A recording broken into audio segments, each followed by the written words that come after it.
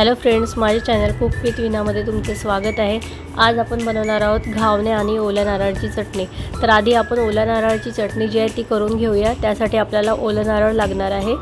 आपण थोडं ओलं नारळ बारीक करून घ्यायचं आहे। त्यानंतर आपण त्यात शेंगदाणे घालायचे आहे, भाजलेले। शेंगदाणे जास्त घ्यायचे नाही, थोडेच घ्यायचे। आणि त्यानंतर आपल्याला 3-4 हिरव्या मिरच्या घ्यायच्या आहे। चवीनुसार मीठ घ्यायचं आहे आणि चवीनुसार साखर घ्यायची आहे आणि 3 ते 4 चम्मच दही घ्यायचं आहे। आणि कोथिंबीर जेवढी जास्त घ्याल तेवढी ती चटणी ग्रीन दिसते, त्याच्यामुळे कोथिंबीर ही जास्तीत जास्त घ्यायची आहे। ते झालं की आपल्याला ते मिश्रण चांगलं बारीक करून घ्यायचं आहे।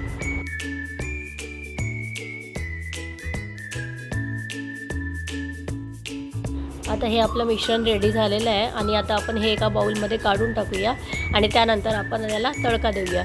तर आपण 3 ते 4 चम्मच तेल घेतलेलं आहे। त्यामध्ये आपण थोडी राई घातलेली आहे आणि थोडा कढीपत्ता घातलेला आहे। कढीपत्ता टाकून ते थोडं झालं की आपण लगेच तो तडका जो आहे तो त्या चटणीमध्ये टाकायचा आहे आणि ते मिक्स करून घ्यायचं आहे चांगल्याने। तर ही आपली ओल्या नारळाची चटणी आता रेडी आहे। चला तर मग आता आपण घावणे करायला घेऊया। घावण्यासाठी आपल्याला लागणार आहे तांदळाचं पीठ। ते आपण टोपामध्ये टाकलं आहे आणि आता आपल्याला थोडं पाणी करून ते मिक्स करून घ्यायचं आहे।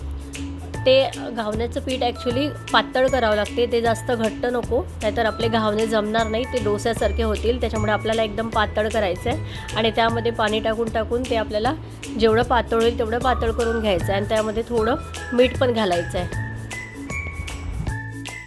घावणे तयार करण्यासाठी आता आपण एक नॉनस्टिक पॅन घेतलेला आहे आणि नॉनस्टिक पॅन हाय फ्लेमवर गरम होऊ द्यायचा आहे।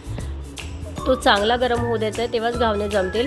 तो गरम झाला की त्याला ऑइल लावून घ्यायचं आहे आणि ऑइल लावून झालं की त्यावर ते मिश्रण असं पसरवून घ्यायचं आहे। जसं मी दाखवत आहे व्हिडिओमध्ये दाखवल्याप्रमाणे थोडं टाकून असं पूर्ण तव्यामध्ये टाकायचं आहे आणि मग त्यावर झाकून ठेवायचं आहे। झाकून 2 ते 3 मिनटं ते होऊ द्यायचं आहे। आता आपलं घावणं रेडी झालेलं आहे। वरून त्याला ऑइल लावून घ्यायचं आहे आणि हे तुम्ही दोन्ही साईडनी शिजवू शकता किंवा तुम्ही एकाच साईडनी होऊ दिलं तरी चालेल, काही इश्यू नाही। एका साईडनी पण होतो तो किंवा दोन्ही साईडनी केलं तरी। घावणं जे आहे ते ठेवताना सहसा सुती कापडावर ठेवायचे आहे, कारण जर आपण ते डायरेक्ट परातीत किंवा ताटात ठेवले तर ते त्याला चिकटण्याची शक्यता असते। त्यामुळे घावणे जे आहे ते सुती कापडावरच ठेवायचे आहे। चला तर मग आपले घावणे आणि चटणी रेडी आहे।